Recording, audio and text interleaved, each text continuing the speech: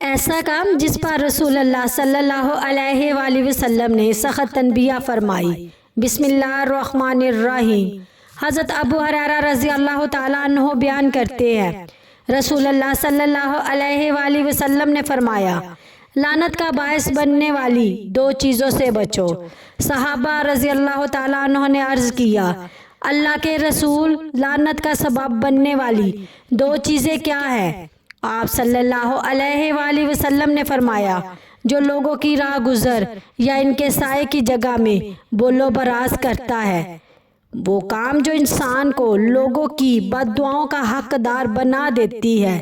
نبی کریم صلی اللہ علیہ وآلہ وسلم نے فرمایا کہ راستوں یا لوگوں کے بیٹھنے اور سائے والی جگہوں میں گندگی کرنا بہت بڑا گناہ ہے، کیونکہ ان لوگوں کو تکلیف ہوتی ہے۔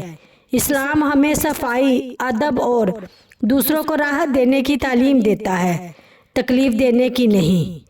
ذرا سوچئے، اچھا مسلمان وہ ہے جس سے لوگوں کو راحت ملے، تکلیف نہیں۔